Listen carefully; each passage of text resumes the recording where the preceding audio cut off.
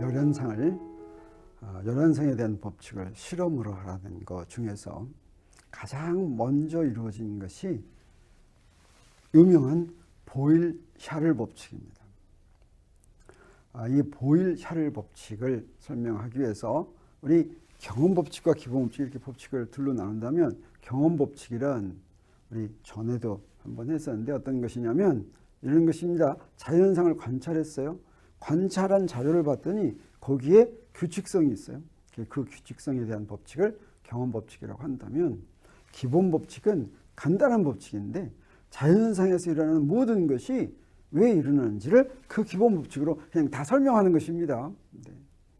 그래서 항상 경험법칙이 먼저 나오면 그런 경험법칙이 어떻게 해서 나왔구나 하는 것을 우리가 기본법칙으로 설명하고, 이 기본법칙을 이해하면 그러면 우리 앞으로 경험하지 못한 데서도 어떤 일이 일어날 것이다 하는 것을 기본법칙으로 미리 알 수 있는 거죠. 네.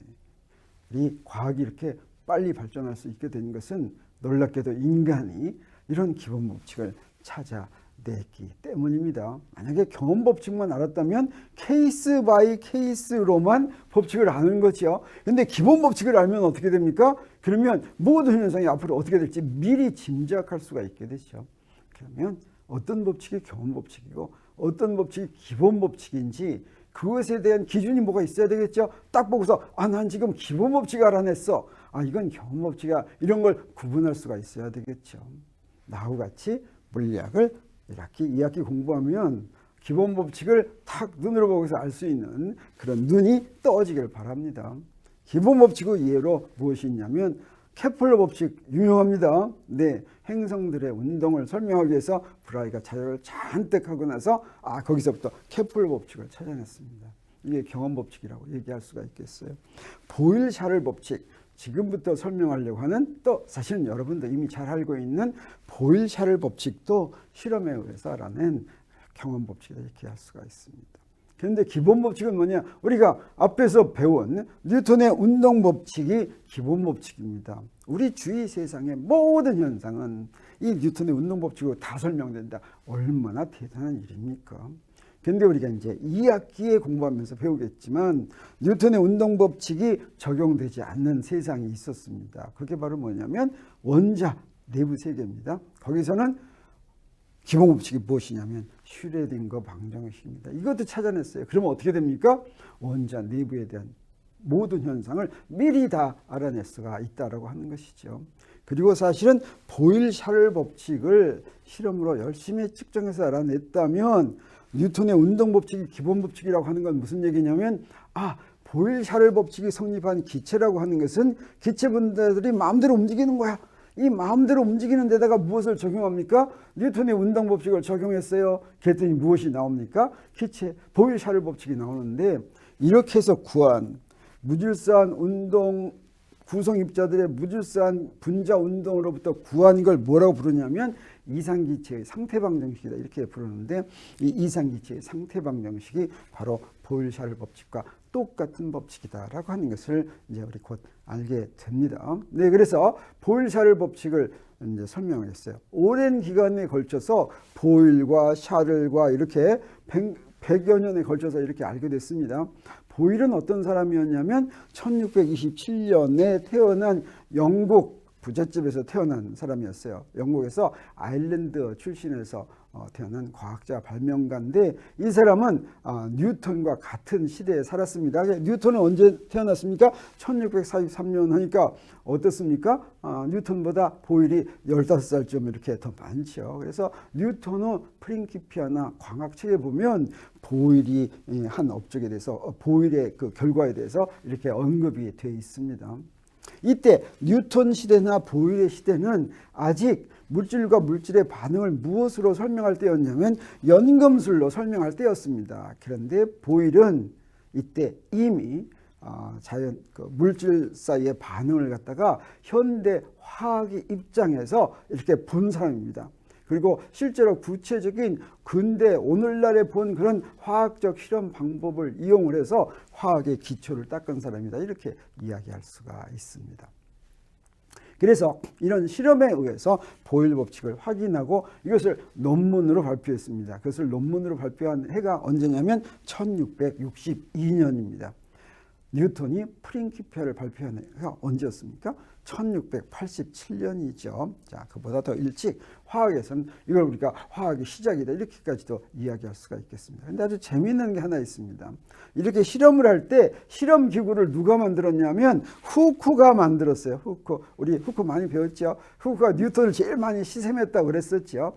이 후크가 보일의 조수였습니다. 그래서 후크가 이런 실험 기구들을 만들었다라고 하는 겁니다. 그러면 어떤 실험을 했느냐? 보일의 법칙은 뭐냐면 수은을 이용해서 실험을 했습니다. 이게 기체가 있으면 공기가 주가 있는데 공기의 온도를 일정하게 유지할 것 같으면 부피와 압력이 반비례한다라고 하는 것입니다.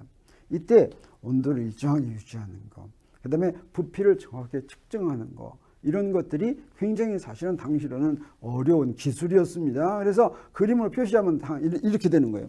자, 여기에 밑에 있는 이거는 이제 온도를 일정하게 유지하기 위해서 이렇게 한다고 한다면 이때 저기다가 수은으로 이렇게 저 피스톤인데 피스톤은 마음대로 움직일 수 있어요. 수은은 공기에 비해서 굉장히 무거운 거죠. 그래서 수은 저만큼이면 저기서 부피가 더 이상 늘어나지도 줄어들지도 않을 때 그때 부피와 압력은 뭡니까? 저 수은이 누르는 힘을 저 피스톤의 넓이로 나누면 그게 압력입니다. 그 두 개를 곱했더니 C라는 값이 나왔다라고 하겠어요. 그러면 이번에는 어떻게 하냐면 여기에 수은을 2배로 늘렸어요. 수은을 2배로 늘렸더니 부피가 온도를 일정하게 하면 부피가 쭉 감소합니다. 그래서 얼마만큼 감소하나 봤더니 딱 2분의 1로 감소하는 거예요. 그랬더니 두 개 곱하면 어떻게 됐습니까? 역시 C죠.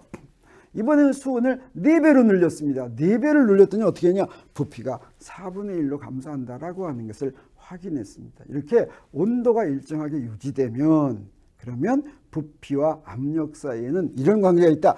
둘을 곱하면 일정하다. 이걸 서로 반비례 관계가 있다. 이렇게 이야기하죠. 보일이 실제로 실험한 것은 유리관을 이용했습니다. 유리관에다가 어떻게 했느냐. J자관 이런 관이 있다면 한쪽 끝에다 저렇게 공기를 집어넣고 저기다 수은을 저렇게 집어넣었어요. 그럼 우리가 유체역학 할 때 배웠죠. 자, 저 수은이 있는 저 양쪽이 어떻습니까? 압력이 같아야 되죠. 저게 무엇과 같습니까? 대기압과 같다고 얘기할 수가 있겠습니다. 근데 이때 수은을 더 많이 넣습니다. 더 많이 넣어서 양쪽 끝에 여기에 높이가 760mm면 어떻게 되겠습니까? 그러면 여기서의 압력은 대기압의 2배가 되겠죠. 그랬더니 저기서 봤더니 저 유리관의 높이가 절반으로 줄어들어서 저 부피가 절반으로 됐다라고 하는 것을 확인했습니다. 여기다가 수은을 또 더 넣었어요. 수은을 더 넣어서 여기부터 여기까지가 1520mm가 되게 하면 압력은 어떻게 된 거나 마찬가지입니까? 대기압의 3배가 된 거죠. 그러면 이 부피는 3분의 1로 줄어들었다. 이런 식으로 실험을 구체적으로 한 것입니다. 이렇게 해서 보일샬의 법칙을 찾아내고 이것을 1662년에 논문으로 발표했다고 하는 것이죠. 그러면 샤를의 법칙은 어떻게 된 것이냐? 샤를의 법칙은 이번에는 이런 겁니다. 샤를은 어떤 사람이냐면 프랑스 사람입니다.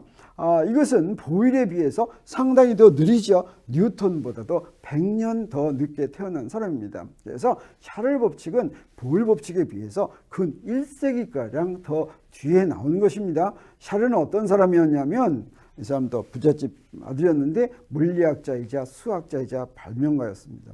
샤를이 진짜로 유명한 건 그거였어요. 1783년에 세계 최초로 파리에서 여기 풍선입니다. 풍선, 그 가벼운 풍선 만드는 게 굉장히 어려운 기술이었는데 거기다가 무엇을 집어넣느냐? 수소를 집어넣었어요. 수소를 잔뜩 집어넣고 하늘로 올라갔습니다. 처음으로. 그래서 수십 킬로미터를 간 것으로 유명한 사람입니다. 이게 지금 세계적으로 그것을 보려고 이때 당시에 1783년에 파리로 굉장히 많이 사람들이 몰려와서 오늘날 에펠탑이 서 있는 그 위치에서 샤를이 로베르 형제라고 하는 그 사람들이 이제 풍선을 직접 만들었습니다. 그 사람들과 같이 이제 풍선을 타고서 처음에는 수십 킬로미터 가고 그 다음에는 막 100킬로미터도 가고 근데 그게 굉장히 위험한 거였기 때문에 샤를은 다 2번 타고 말았다고 하는데 이 사람이 이 풍선을 이렇게 그 공기를 집어넣으면서 기체의 부피를 연구하면서 무엇을 알았느냐? 1787년경, 여기서 왜 1787년경이라고 하냐면 샤를은 이것에 관해서 논문을 발표하지 않았습니다. 그래서 이때 기체의 부피와 온도가 만약에 압력을 일정하게 유지한다면 어떤 관계가 있는지 하는 것을 알아냈습니다.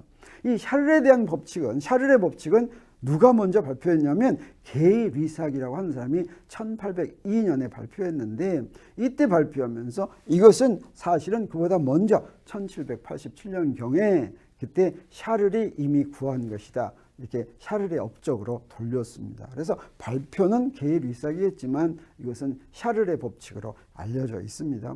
샤를의 법칙은 무엇이냐? 샤를의 법칙은 어떤 경우냐면, 자, 이번에는 압력을 일정하게 유지시킵니다. 그래서 압력 일정하게 유지시키려면 저 위에 있는 누르는 힘을 일정하게 만들면 되겠죠. 자, 압력을 일정하게 유지하고서 무엇을 추정했어요? 네, 부피와 온도를 추정했습니다. 그래서 그 부피와 온도로 나눴더니 어떤 한 값이었는데, 이번에는 이것의 온도를 늘렸습니다. 2배로 늘렸어요. 2배로 늘렸더니 어떻게 되느냐?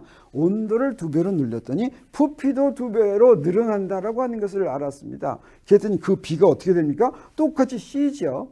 자, 이번에는 온도를 3배로 늘렸어요. 그랬더니 지금 여기에 추는 하나만 딱 있으니까 압력은 항상 일정하게 유지가 되는 것입니다. 그랬더니 부피도 역시 3배가 늘어난다라고 하는 것을 알았습니다. 그래서 여기서 또 무엇을 알았습니까? 압력을 일정하게 유지하면 부피를 온도로 나누면 그 값은 항상 일정하다. 이건 무슨 얘기냐면 부피가 온도에 비례한다. 단 이때의 온도는 오늘날 보니까 절대 온도를 써야지 됩니다. 그렇지 않으면, 절대 온도를 쓰지 않으면 V는 AT 더하기 B 뭐 이런 식으로 되겠어요. 근데 절대 온도를 쓰면 B가 없어집니다. 사실은 그것은 어떻게 알았냐면, 온도를 쭉쭉쭉 내릴 것 같으면 부피가 더 작아지기 전에 그냥 액체로 변해버리죠. 그래서 우리가 앞에서 이미 앞에서 잠깐 소개를 했었죠. 네, 헬륨도 있고 메탄도 있고 물도 있고 이런 것들이 있으면 온도를 내려줄 것 같으면 직선을 따라서 내려가다가 액체가 되는데, 그걸 쭉 연결했더니 한 점에서 만납니다. 저 한 점이 바로 어떤 점이냐면 부피가 0이 되는 점이에요. 게이 리삭이 이것을 계산해 봤습니다. 계산했더니 얼마라는 게 나왔냐면 마이너스 266.66도 섭씨로를 구했는데, 이건 게이 리삭이 구했습니다. 나중에 여러 가지 다른 것까지 고려하면서 어떻다는 거 우리가 알았습니까? 네, 저 온도가 무엇에 해당하냐면 마이너스 213.15도에 해당한다라고 하는 걸 누가 알았습니까? 켈빈경이 알았습니다. 1848년에 이것이 바로 온도가 가장 낮은 온도다. 그래서 이것을 갖다가 절대 0도로 이렇게 시작을 했다고 했죠. 그래서 기체와 관련된 법칙을 볼 것 같으면 3가지 법칙이 있어요. 자, 상태 변수가 3가지인데, 자, 상태 변수 요거 절대 온도, 압력, 부피가 있다면 요거 하나하나를 일정하게 유지하면서 법칙 하나씩 나옵니다. 그래서 온도가 일정하게 유지되면 이게 무엇이었습니까? 네, 보일 법칙이었죠. 이 보일 법칙이 맨 처음 1662년에 발표됐습니다. 그리고 압력이 일정하게 유지되면 그러면 어땠습니까? 이게 무슨 법칙입니까? 샤를 법칙이죠. 이것은 1787년경에 샤를이 발견했다라고 이야기할 수가 있겠습니다. 이것을 식으로 쓰면 어떻게 되겠습니까? V 나누기 T는 그 일정인 값은 같지 않으니까 다른 값 이렇게 쓰면 되겠죠. 그 다음에 어떻게 됐습니까? 부피가 일정하게 유지되면, 이건 사실은 게이 리삭이 발표했습니다. 언제 발표했냐면 1808년에 발표했습니다. 그래서 이것을 갖다가 게이 리삭 법칙이라고 하고, 이것도 어떻게 쓰면 되겠습니까? P 나누기 T는 일정, 이렇게 쓰면 되겠죠. 그래서 이 3가지 법칙을 한꺼번에 종합하면 어떤 법칙이 되냐? 그 종합한 거를 이렇게 생각하면 쉽게 이해할 수가 있습니다. 여기에 상태 1이 있어요. 상태는 무엇에 의해서 결정된다고 그랬어요? 압력, 부피, 온도에 의해서 결정한다고 그랬죠. 자, 이런 상태, 또 서로 다른 상태가 이렇게 있다면, 자, 이런 4가지 상태를 이제 먼저 보겠어요. 그래서 상태 1과 2를 2개를 비교했는데 어떤 조건 아래서 비교하냐면 온도는 안 변한다. T1과 T2가 같다라고 할 것 같으면 무엇이 성립하겠습니까? 보일 법칙 성립하겠죠. 그래서 P1, V1은 P2, V2가 성립하겠죠. 근데 T는 같으니까 이놈으로 나눠줘도 어떻겠습니까? 똑같은 걸로 나눠줘도 역시 같겠죠. 네, 같습니다. 그리고 상태 2에서 상태 3로 갈 때는 우리 압력이 같다라고 하면 좋겠어요. 압력이 같다. 그러면 우리 샤를의 법칙에 의해서 이게 성립하죠. 이게 성립하니까 여기다가 P1과 P2와 P3가 같으니까 그 곱해줘도 또 똑같이 성립하겠죠. 그리고 요 3번에서 4번 같을 때는 우리 부피가 같다. 이런 경우를 보겠어요. 부피가 같은 경우에는 계류이삭 법칙이 성립하죠. 근데 V3하고 V4가 같으니까 똑같은 거 곱해줘도 역시 성립하겠죠. 자, 이게 성립합니다. 이 세 가지 경우를 다 일관되게 하나로 종합한다면 뭐가 되겠습니까? 어떤 경우든지 압력 곱하기 부피 나누기 온도하면 이때 온도는 물론 절대 온도입니다. 그러면 그게 어떻습니까? 일정한 값을 갖는다라고 하는 것이죠. 이것을 우리가 보일-샤를 법칙이라고 합니다. 그런데 보일-샤를 법칙 가지고는 이것만 가지고는 자 저기서 압력 부피 나누기 T한 것이 어떤 값이 될지는 알 수가 없죠. 이건 실험으로 이런 비례 관계에 있다는 것만 알았습니다. 보일-샤를 법칙, 이걸 갖다가 열물리에 의한 법칙이다라고 이야기하는데 열물리에 의한 법칙의 한계는 여기까지다. 이거 가지고는 저 C가 무엇인지는 알 수가 없다라고 하는 것입니다.